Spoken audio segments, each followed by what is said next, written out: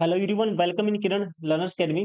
इस वीडियो में सोल्व करेंगे ये है सेट नंबर 69 और हम कर रहे हैं दोस्तों रेलवे ग्रुप डी एग्जाम के लिए जनरल नॉलेज के most important practice set solve कर रहे हैं। टोटल 99 सेट हम सोल्व कर रहे हैं। इसमें से हमने बहुत सारे सेट सोल्व कर दिए।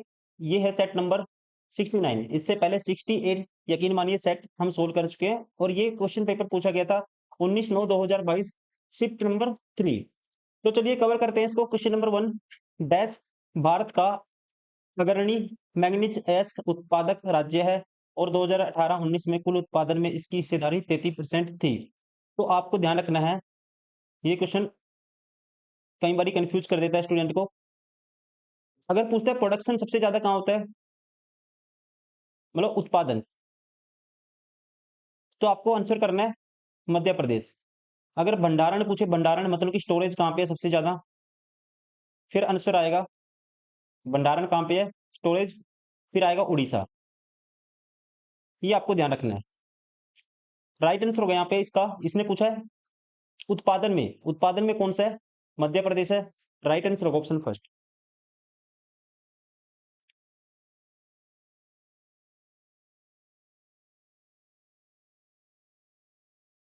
Question number 2,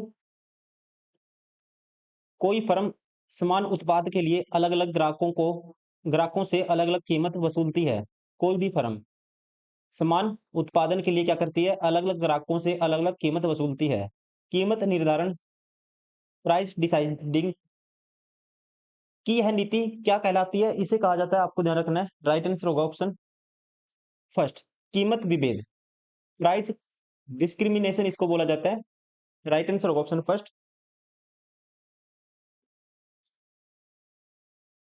question number 3, NITI Aayog के एसडीजी इंडिया इंडेक्स के तहत कुल मिलाकर राज्य और केंद्र शासित प्रदेश के स्कोर 16 एसडीजी पर उनके प्रदर्शन के आधार पर उपराष्ट्रीय इकाई के समग्र प्रदर्शन को मापने के लिए गणना किए गए लक्ष्यवार स्कोर से निकाले जाते हैं। इस स्कोर के आधार पर राज्यों और केंद्र शासित प्रदेशों को 4 श्रेणियों में क्लासिफाई किया जाता है, वर्गीकृत किया जाता है। निम्नलिखित में से कौन सी उनमें से एक श्रेणी नहीं है, तो आपको ध्यान रखना है एसडीजी पर उनके प्रदर्शन के आधार पर 4 श्रेणियाँ होती हैं। जैसे कि एक होता है एस्पिरेंट होता है, उसके अलावा परफॉर्मर होता है, रनर्स होता है, अचीवर होता है। ठीक है, लेकिन एक्सीलेंट नहीं होता, ये गलत है। राइट आंसर होगा यहाँ पे ऑप्शन 4। हिंदी में कहेंगे प्रतियोगी होता है, सबसे आगे चलने वाला, प्रदर्शन करने वाला, लक्ष्य पाने वाला, ये गलत है। 4 श्रेणियों में इसको वर्गीकृत नहीं करेंगे। और एक क्या होता है, अचीवर्स होता है। ठीक है, चौथा क्या होता है, 3 तो ये है, अचीवर्स होता है चौथा। चौथी श्रेणी है अचीवर्स। राइट आंसर होगा ऑप्शन 4। क्वेश्चन नंबर 4, अर्थशास्त्र में निम्नलिखित में से कौन सा वक्र प्रतिलोम यू आकार का है। In economics which of the following curves inverse U shaped का कौन सा कर्व होता है, ये आपको बताना है। तो ध्यान रखेंगे, राइट आंसर होगा इसका ऑप्शन थर्ड, ये होता है मार्जिनल प्रोडक्ट कर्व। सीमांत उत्पाद वक्र इसको बोलते हैं हिंदी में। Option third is correct. Question number 5, नीचे सूचीबद्ध विकल्पों में से डैश को भारत में बुनियादी ढांचे के विकास के मामले में ब्रिटिश शासन का सबसे महत्वपूर्ण योगदान माना जाता है। तो आप ध्यान रखेंगे, राइट आंसर होगा ये माना जाता है रेलवे को। नीचे सूचीबद्ध विकल्पों में से रेलवे को भारत में बुनियादी ढांचे के विकास के मामले में ब्रिटिश शासन का सबसे महत्वपूर्ण योगदान माना जाता है रेलवे के विकास में।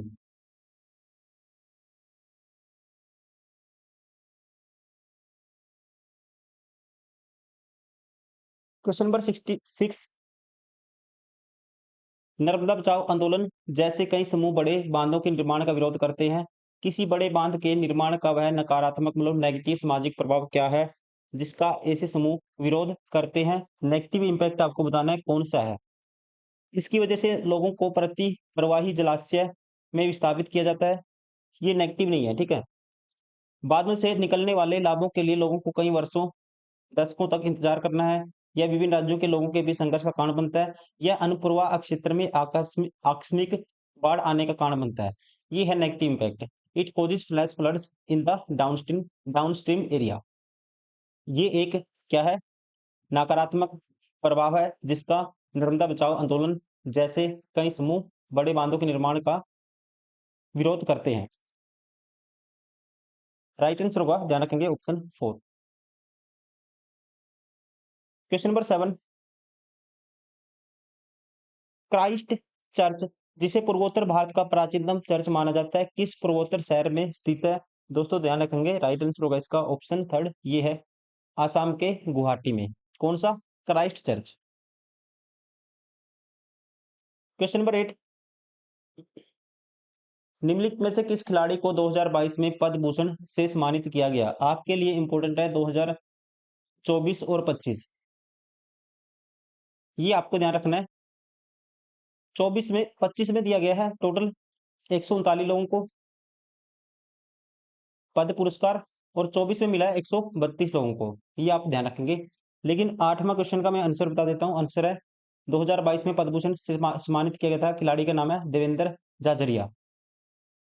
ये किस खेल से रिलेटेड खिलाड़ी हैं? जेवेलिन थ्रो से आपको ध्यान रखना है, जेवेलिन जेवेलिन थ्रो। इसके अलावा आप ध्यान रखेंगे Major Dhyanchand award, Major Dhyanchand award किस किस को मिला है? डी गुकेश को मिला है शतरंज में। उसके अलावा प्रवीण कुमार को मिला है पैरा एथलेटिक्स में। किसमें? पैरा एथलेटिक्स में मिला है। उसके अलावा ध्यान रखेंगे एक मनु भाकर को भी मिला है, मनु भाकर। इनको किस चीज में मिला है दोस्तों? आपको पता ही होगा, शूटिंग में है ये। ठीक है, शूटिंग की खिलाड़ी है ये। 10 मीटर स्पर्धा में। एक हॉकी में मिला है किसको? हरमनप्रीत सिंह को। किसमें मिला है? ध्यान रखना है, हॉकी में मिला है हरमनप्रीत सिंह को। यहां से क्वेश्चन बनेगा, ये चीज आपको ध्यान रखनी है। क्वेश्चन नंबर 9, मार्च 2022 में भारतीय रिजर्व बैंक आरबीआई ने माइक्रो फाइनेंस ऋणों के लिए पात्रता मानदंडों को डैश तक की वार्षिक आय वाले परिवारों तक विस्तारित कर दिया है। तो यहाँ पे अकॉर्डिंग टू 2022 इसका राइट आंसर होगा ऑप्शन 3, 3 लाख रुपए। 3 लाख रुपए तक की वार्षिक आय वाले परिवारों तक इसको विस्तारित कर दिया गया था। क्वेश्चन नंबर 10, भारतीय संविधान का अनुच्छेद 123 निम्न में से किस अध्यादेश अधिनियमित करने की शक्ति प्रदान करता है? भारत का ध्यान रखेंगे आर्टिकल 123, भारत का संविधान का अनुच्छेद 123 राष्ट्रपति को अध्यादेश अधिनियमित करने की शक्ति प्रदान करता है। राइट आंसर होगा ऑप्शन 3, ध्यान रखना आपको। किसको? राष्ट्रपति को।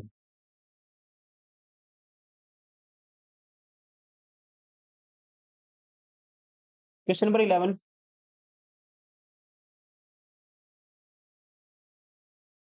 निम्नलिखित में से उन राज्यों की पहचान कीजिए जो पूर्व मानसूनी बौछार काल बैसाखी से संबंधित हैं। काल बैसाखी से संबंधित राज्यों के नाम है, राइट आंसर होगा यहाँ पे ऑप्शन 3, पश्चिम बंगाल और आसाम।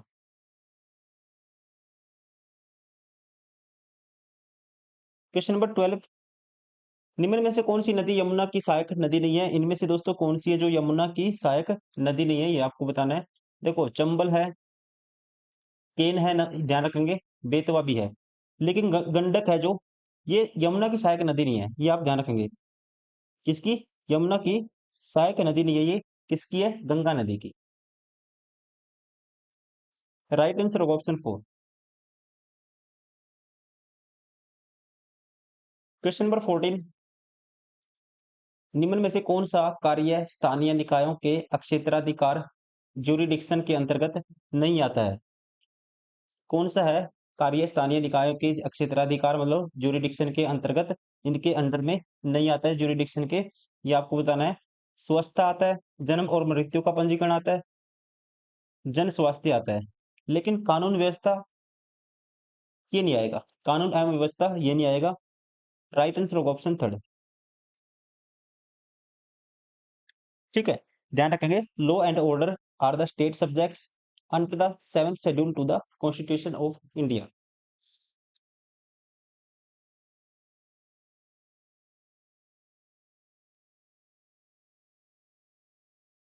क्वेश्चन नंबर 13,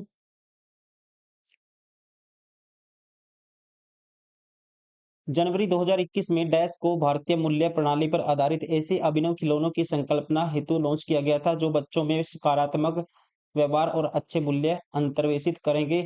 तो यहाँ पे राइट आंसर होगा, ये लॉन्च किया गया था ऑप्शन थर्ड, टाइकैथॉन। Question number 15, Tamil university Tamil Nadu में किस स्थान पर स्थित है? आपको ध्यान रखना है दोस्तों, तमिल यूनिवर्सिटी तमिलनाडु में स्थित है। राइट आंसर होगा इसका ऑप्शन सेकंड, तंजावुर में। तमिलनाडु में किस स्थान पर? तंजावुर में। Option second is correct.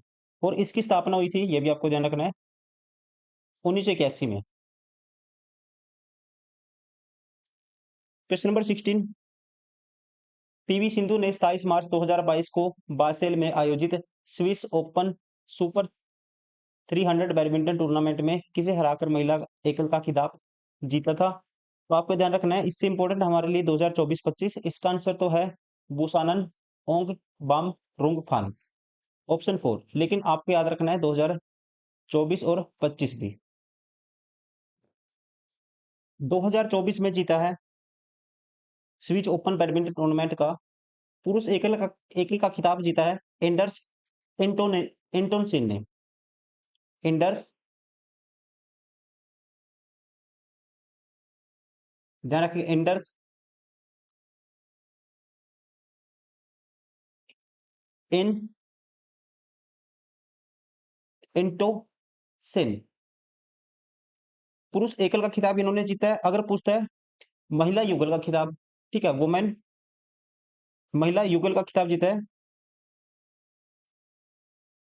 Trisha जोली और गायत्री गोपीचंद ने। भारत की जोड़ी है, महिला युगल का खिताब ध्यान रखना आपको, भारतीय जोड़ी त्रिशा जोली और गायत्री गोपीचंद ने जीता है। महिलाओं में, वुमेन में, नाम लिख देता हूं, त्रिशा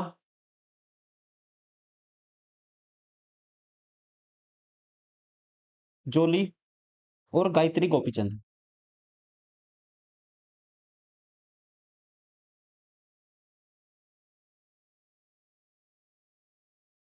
2025 में आपको ध्यान रखना है दोस्तों,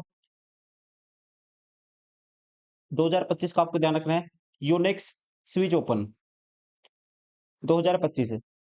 ये हुआ था सेंट जैक बसाले बेसल में हुए थे। और 8 मार्च से लेके 8 मार्च से लेके इनका आयोजन हुआ था 23 मार्च 2025 तक। इसको जीता है, पुरुष एकल का विजेता है, ध्यान रखेंगे, वेंग होंग यांग। वेंग होंग यांग कहाँ के हैं? चीन के हैं। और इसमें पूछेगा महिला एकल का खिताब किसने जीता है? महिला एकल का खिताब जीता है, ध्यान रखेंगे, पेरिस ओलंपिक चैंपियन एन से यंग कोरिया ने। एन, इनके नाम अजीब से होते हैं थोड़ा सा, एन से यंग, और ये कहाँ की खिलाड़ी है? कोरिया की। इन्होंने महिला एकल का जीता है 2025 में। और इन्होंने वेंग हांग यांग ने कौन सा जीता है? पुरुष एकल का खिताब। वेंग होंग यांग ने जीता है, चाइना के हैं, पुरुष एकल का खिताब। और 2024 का मैंने बताया था, पुरुष एकल में एंडर्स एंटोसिन ने, और वुमेन में किसने जीता था? भारतीय जोड़ी युगल में प्रीसा जोली और गायत्री गोपीचंद।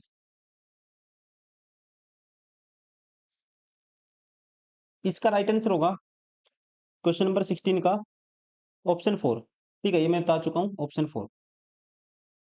क्वेश्चन नंबर 17, प्रधानमंत्री भारतीय जन औषधि परियोजना पीएम बीजेपी केंद्र ने मार्च 2022 में अपना उत्पाद टोकरी में न्यूट्रास्यूटिकल्स को जोड़ा। निम्नलिखित में से कौन सा गैर प्रास्यूटिकल्स के तहत शामिल नहीं है? देखो इंपॉर्टेंट नहीं है क्वेश्चन, स्किप भी कर सकते हो आप। आंसर होगा इसका ऑप्शन थर्ड, सूखे मेवे। ये उत्पाद जोड़ा गया है सूखे मेवे को। क्वेश्चन नंबर 18, निम्न में से कौन सा बांध गंगा नदी पर बनाया गया था? गंगा नदी पर बनाया गया था, राइट आंसर होगा यहाँ पे ऑप्शन 4, टेरी बांध। कहाँ पे है दोस्तों? उत्तराखंड में है, यूके में है, कहाँ पे है? गंगा नदी पे। लेकिन अगर ऑप्शन में गंगा नहीं है तो मेन होगा, अगर भागीरथी भी है तो मेन है ये भागीरथी नदी पे, ठीक है। लेकिन भागीरथी जब अलकनंदा में मिल जाती है, देवप्रयाग में, तो उसे गंगा कहते हैं। इसलिए आप आंसर अगर भागीरथी है ऑप्शन में तो भागीरथी करना है, ये उत्तराखंड में है भागीरथी नदी पे। वैसे अगर भागीरथी ऑप्शन में नहीं है तो आप लगा सकते हो गंगा। तो यहाँ पे बांध गंगा नदी का नाम दिया गया था। अब गंगा नदी पे इनमें से कौन सा बांध है? टेरी बांध कह सकते हैं। क्वेश्चन नंबर 19, भारत के सर्वोच्च न्यायालय के न्यायाधीश के लिए आयु सीमा क्या होती है? तो दोस्तों ध्यान रखेंगे, ये होती है, राइट आंसर होगा ऑप्शन सेकंड, 65 वर्ष। भारत के सर्वोच्च न्यायालय के न्यायाधीश के लिए आयु सीमा 65 वर्ष। और according to article 124 clause 2 of the constitution, the age of the retirement of the supreme court जज इज 65। इसके अलावा ध्यान रखेंगे, हैज पर article 217 clause 1 of the constitution, high court जजेस रिटायर एट एज ऑफ 62। ये भी आप ध्यान रखेंगे, हाई कोर्ट जज एज ऑफ 62, ये आप ध्यान रखेंगे। कंफ्यूजन नहीं होना, आपको कंफ्यूज नहीं होना। सुप्रीम कोर्ट 65 और high court 62। High court at according to article 270 17 clause 1, और supreme court according to article 124 clause 2। Question number 20, किस समाज सुधारक ने सत्यशोधक समाज की स्थापना की थी? मोस्ट फेमस क्वेश्चन कहीं ना कहीं पूछा जाता है, तो यहाँ पे इसका राइट आंसर होगा, ये की थी ज्योतिबा फूले ने। Satyashodhak Samaj was a social reform movement founded by Jyotirao Phule in Pune, Maharashtra on 24 September 1873। ठीक है।